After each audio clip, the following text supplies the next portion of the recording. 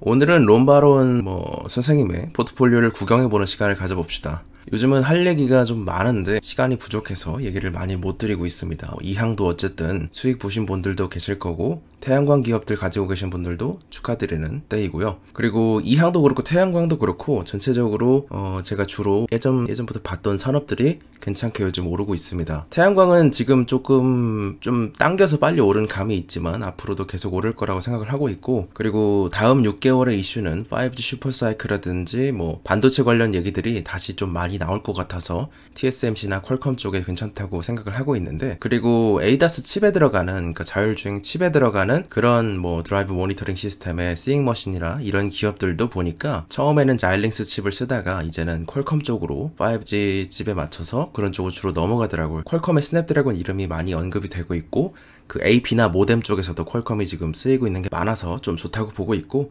그리고 아직까지 모뎀 분야는 애플이 2024년까지 퀄컴의 칩을 쓰겠다고 계약을 했던 부분, 이게 이제 중요한데, 그리고 최근에 반독점법 이슈도 빨리 해결이 됐고 로열티 문제라든지 이런 것도 계속해서 화웨이랑 가져가고 있다는 점을 볼 때 2022년부터 2024년까지 주로 YOY 20% 정도씩 성장하는 그런 5G 슈퍼사이클이 온다고 보면 아직까지도 퀄컴의 솔루션이 다 대체되는지는 않다고 보고 기술적인 해자가 있다고 생각하고 있습니다. 반도체 기업 얘기가 좀 많았는데 일단은 바론씨 포트폴리오로 넘어갑시다. 그리고 오늘은 저번에 2분기 쪽에 아크인베스트가 어디에 투자하고 있는지 알려드렸던 거에 이어서 이번에는 테슬라로 유명한 롬바론의 3분기 포트폴리오를 구경해보는 시간을 가질까 합니다. 우리나라에는 테슬라의 초기 투자자로서 성장주 위주의 포트폴리오 매니지먼트로 유명했던 롬바론인데요. 체어맨이자 CEO이자 직접 매니지먼트도 하시는 분이십니다. 우선은 미국의 SEC 폼 13F 파일링을 볼 기업은 롬바론 캐피탈이 100% 소유하고 있는 BMC가 있고, 그리고 그 밑에는 네 가지의 계열사가 있는데 그 중에 맘코라는 기업의 이제 13F 자료를 보는 시간입니다. SEC의 인베스트먼트 어드바이저로 등록된 기업은 맘코랑 BCM 이 두 기업이 등록이 되어 있습니다. 그리고 BIC는 바론 펀드의 브로커 딜러 목적으로 설립된 목적이 제한된 기업이고, 아무튼 오늘 볼 포트폴리오는 요 녀석 맘코가 운영하고 있는 파일링입니다. 일단은 포트폴리오 트래킹 자료를 먼저 한번 보죠. 기록들을 보게 되면 1분기 기준으로는 204억 달러 정도를 관리를 하고 있었고, 3월에 쇼크가 왔으니까 QOQ 기준으로는 그 최고점 대비해서 22.06%의 하락을 겪었습니다. 그리고 바로 회복장에서 35% 가까이 회복하면서 276달러가 됐죠. 그래서 작년 4분기의 기록을 금방 회복을 했고, 이게 많이 하락도 안 했던 이유가 워낙에 이제 테슬라가 강력하게 올라갔던 해이기 때문에 하방 경직성을 많이 띄고 있었습니다. 그리고 3분기에는 325달러가 됨에 따라 전분기 대비해서 17.75% 상승했고, 이걸 조금 더 보기 쉽게 차트로 옮긴 쪽이 오른쪽입니다. 261억에서 팬데믹 선언 이후 쭉 내려갔다가 204억에서 276억, 325억 달러까지 지금은 조금 더 올라갔을 거라고 예상이 되고 있습니다. 이 롬바론의 맘코 포트폴리오에서 순서대로 5개의 픽을 뽑는다면 1위가 테슬라죠. 전체 포트의 9.64%를 차지하고 있고, 2위가 코스타 그룹입니다. 여기는 이제 5.22%의 아셋 알로케이션이 들어가 있는데,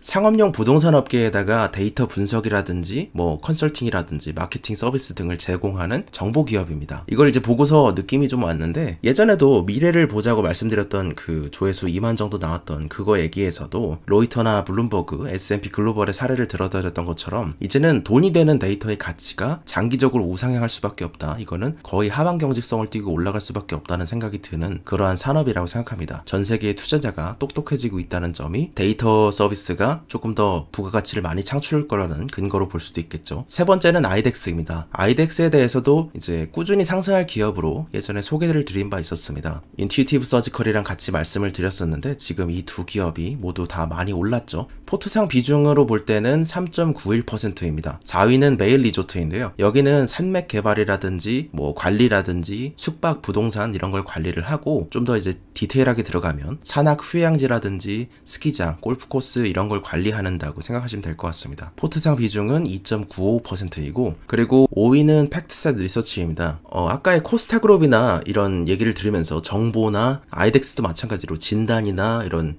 데이터가 중요하다는 측면에서 아이덱스 리버토리스랑도 좀 일맥상통하는 측면이 있는데, 제가 자주 소개를 드렸던 이런 S&P 500의 어닝 자료도 팩트셋 자료입니다. 그렇기 때문에 이런 자료들은 주로 이제 여기서 내는데, 주로 어쨌든 S&P 500 관련 어닝 자료나 실시간 이런 섹터 자료라든지 매크로 정보들은 이 팩트셋 자료들이 좀 깔끔하고 좋습니다. 이렇게 탑픽 5가 차지하는 비중이 24.52%로 많은 비중을 차지를 하고 있습니다. 그리고 나서 밤코의 서머리를 꼽아보자면 1위부터 20위까지만 넣었는데요. 롬바로는 주로 여가라든지 유흥, 이런 카지노 관련된 분야, 그리고 정보에 관련된 분야에 투자를 하고 있었습니다. 돈이 흐름에 먼저 가 있는 거라고 생각을 하고 있고요. 전체적으로 퍼포먼스가 어땠느냐라고 비교할 지표가 많지가 않아서 S&P 500을 또 가져와 봤습니다. 2월 12일 기준으로는 3,370포인트였고, 그리고 6월 30일 기준으로는 대략 이 정도였죠. 3,100포인트였습니다. 그래서 2분기 대비해서 지금 3분기 정도 났을 때, 근데 여기에 있는 모든 QOQ를 대비를 여기다가 시키는 좀 곤란한 게, 뭐 예를 들어서 아이덱스나 코스타, 팩트셋이나 뭐 MSCI나 가트너 이런 기록들이 원래 6월부터 반등할 때 좀 같이 오르는 측면이 보였다가, 그랬다가 9월 때는 또 전체적으로 장이 좀 횡보를 했었죠. 그 시기에는 또 횡보함에 따라 많이 오르지를 않다가 11월쯤에 이때 들어서 또 많이 올랐습니다. 그러니까 어쨌든 QOQ가 전분기 대비라는 뜻이기 때문에 시점상 언제 많이 오르는 기업이냐에 따라 다르다. 지금 상으로 볼 때는 어쨌든 많이 올랐다는 모습들을 공통적으로 확인할 수 있다는 점이겠죠. 1위를 다시 보면 1위가 테슬라죠. 산업으로 본다면 뭐 자동차 보험이라든지 오토메이커, 충전소도 하고 있고 소프트웨어나 엔지니어링, 배터리 등이 뭐 많이 속하겠습니다. 보유 가치는 3분기에 31억 달러를 차지를 하고 있었고, 그리고 보유 주수는 732만 주입니다. 에셋 얼로케이션을 보면 9.64%를 차지하고 있는데 2분기에는 17억 달러였기 때문에 이게 전체적으로 큰 두각을 드러내지 않다가 이제 중간에 주수가 스탁 스플릿을 하고, 그리고 지금 굉장히 많이 차이 날 정도로 올랐죠. 2위랑 차이가 많이 나고 있습니다. 주수는 5분의 1로 그 스탁 스플릿을 했기 때문에 이렇게 많이 오르게 됐고, 그리고 2위는 이제 여기부터 제대로죠. 2위가 코스타 그룹입니다. 일단 2위부터 중요하다고 생각되는 것이, 테슬라를 처음 투자했을 때 당시 롬바론이 2012년부터 2014년쯤에 매수를 많이 했고, 주당 평균가를 44달러로 샀습니다. 그리고 최근에도 3분기에 13F 파일링을 하면서 45달러라고 밝혔죠. 그러니까 주당 평균가가 많이 변하지 않았습니다. 테슬라에 대해서. 그렇게 본다 그러면 원래 그 롬바론이 가지고 있던 바론 펀드 중에 롱테일 중에 하나 정도가 갑자기 이 위로 올라온 그런 상황이기 때문에 실질적으로 투자하고 있는 건 테슬라를 좀 빼고, 그리고 롬바론이 실질적으로 무엇을 담았느냐, 이거를 본다고 생각하시면 될 것 같습니다. 일단 어쨌든 아까 말씀드렸듯이 그렇게 보면 코스타나 팩트셋이나 MSCI나 가트너를 볼 때 정보 분야에 많은 투자를 하고 있다는 점을 알 수 있죠. 그리고 3위는 아이덱스 랩스입니다. 그 반려동물과 관련해서 진단 장비나 기구 등도 판매를 하지만 소프트웨어나 원격 진단 서비스도 제공하고 있는 기업이고, 제가 이전에 반려동물 ETF를 소개드린 바 있었는데, 그거를 소개드리면서 반려동물 관련 기업들이 결국에는 가족과 같기 때문에 가족이 먹는 거라고 생각을 하면 필수 소비재 성격도 띈다. 그렇게 되면은 산업 자체가 빠르게 성장하고 있으면서 하방 경직성이 좋지 않겠냐, 이런 얘기를 드린 바 있었습니다. 근데 그 와중에도 특히 조금 더 발전할 만한 분야가 그 펫푸드보다는 헬스케어 쪽이겠죠. 그래서 그런 분야에서 진단 장비로는 아이덱스가 있고, 의약품 분야로는 화이자에서 분사한 조에티스가 있습니다. 4위는 베일 리조트이고 5위는 팩트셋 리서치입니다. 이쪽은 정리가 잘 되어 있어서 좋은데 여기까지가 약 9억 달러 정도 들고 있으니까 2점 후반대 정도 들고 있는 상황입니다. 6위는 팬 내셔널 게임즈인데요. 여기가 전분기 대비해서 굉장히 많이 올라온 모습을 보여주고 있습니다. 카지노와 경마 부분인데 QOQ 129% 가까이 상승하면서 갑자기 좀 치솟는 모습을 보여줬고, 지금 주가 차트를 얘가 아마 이렇게 됐다가 그 엄청 많이 올랐다가 지금은 또 약간 떨어져서 이렇게 가고 있는 상태입니다. 이 시점에 대비해서 엄청 많이 올랐다는 시기로 여기에 129%가 찍혀 있죠. 그리고 EPS도 2분기까지는 마이너스 폭이 조금 크다가 1분기에 제일 크고, 이러다가 3분기부터는 예상 외로 좀 양전하면서 2분기와 3분기 사이에 좀 총매제가 좀 많았던 기업이었습니다. 7위는 MSCI입니다. MSCI는 여러분들이 많이 들어보신 그 MSCI가 맞고요. 전세계 주식 관련 지수 산출기관인 모건 스탠리 캐피털 인터내셔널이죠. 모건 스탠리 자회사입니다. 뭐 MSCI의 리밸런싱을 한다, MSCI에 편입이 된다. 세계 증시를 볼 때도 MSCI 월드 인덱스를 주로 보니까요. 여기도 마찬가지로 정보를 파는 기업이라고 볼 수 있겠죠. 결국에 뭐 주식시장에서 양질의 데이터는 더욱더 중요해질 거라고 생각한 시나리오가 저변에 깔려 있습니다. 8위는 NCS입니다. 여기는 제품 설계라든지 테스트라든지 운영을 위한 이런 엔지니어링 시뮬레이션 소프트웨어를 주로 파는 기업인데, 지금 이제 2017년부터 얘네가 좀 M&A를 많이 하고 있는데 주로 인수한 기업들이 다 시뮬레이션 소프트웨어 관련 기업들입니다. 그리고 8위는 가트너죠. 가트너도 많이 들어보셔서 아실 것 같은데, 가트너의 하이프 사이클로 유명하고, 그리고 IT 컨설팅 기업입니다. 약 5,000명 정도가 종업원인데 그 중에 한 1,400명 후반대 혹은 1,500명 초반대 정도가 리서치 애널리스트 및 컨설턴트입니다. 그러니까 그런 쪽에 좀 더 많이 치중되어 있는 기업이고, 10위는 아치캐피탈 그룹인데 여기는 보험 관련 기업입니다. 그러니까 전 세계적으로 보험과 재보험을 상품을 파는 기업이죠. 11위부터 20위까지를 보게 된다면 주로 이커머스와 헬스케어 쪽에 투자할 것이 많다고 뽑을 수 있을 것 같습니다.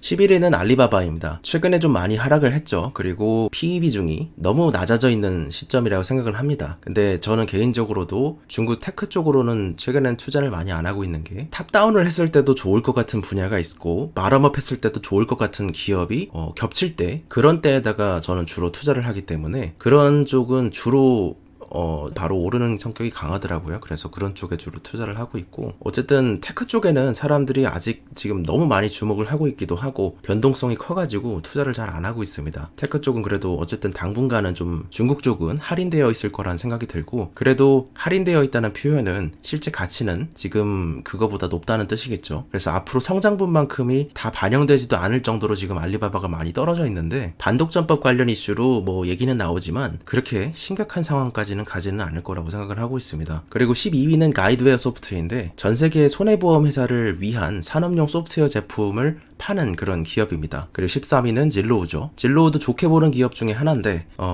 여기는 프롭테크 기업입니다. 그러니까 프롭테크 기업이고 이커머스 쪽과 부동산을 좀 매칭을 시켰다. 그래서 빅데이터로 얘네들이 가격이 얼마고 산출을 해서 미리 샀다가 팔기도 하고 뭐 그런 사업군을 하고 있는데, 기업을 좋게 보느냐랑 주가는 좀 더 다른 문제겠죠. 그리고 14위는 윅스입니다. 이커머스 관련 둘러보시면서 많이 보셨을 것 같습니다. 홈페이지 제작해주는 기업이죠. 15위는 메틀로토레도인데요. 여기는 이제 실험실이나 산업용 계량기기고 그런 계량하고 분석하는 기기들을 파는 기업입니다. 정밀기기, 그런 분석기기 파는 기업이고, 16위는 브라이트 호라이즌인데요. 여기는 이제 타가소, 직장, 어린이집 위탁 운영 기업들입니다. 17위인 초이스 호텔 인터내셔널은 여기는 이제 세계에서 가장 큰 호텔 체인 중에 하나로서 전 세계에서 굉장히 많은 호텔을 프랜차이즈 하고 있고, 대략 객실은 한 60만 개 정도 예전에 에어비앤비 하면서 봤던 것 같습니다. 60만 개 정도 객실을 갖고 있다고 얘기되고 있습니다. 18위 웨스트 파마슈티컬 서비스는 주사제와 의약품 분야에서 이런 솔루션을 파는 기업이고, 19위는 임상이나 진단기기를 파는 기업이고, 20위인 GSD 홀딩스는 여기도 예전에 개인적으로 그 에퀴닉스였죠. ETF 리츠 쪽인데 그거 분석하면서 많이 봤던 기업 중에 하나였습니다. 중국에 있는 기업인데 미국에 상장되어 있는 기업이고요. 데이터 센터 기업인데 뭐 알리바바라든지 텐센트라든지 마이트댄스라든지 이런 데들을 고객사로 보유하고 있는 기업입니다. 뭐 에퀴닉스가 임대 사업이라고 해서 이제 콜로케이션이라고 하죠. 그런 것처럼 똑같습니다. 중립형 데이터 센터고 그거를 임대해 줌으로써 주로 돈을 버는 기업입니다. 주로 지금은 중국의 일선 도시 위주로 많이 성장을 하고 있죠.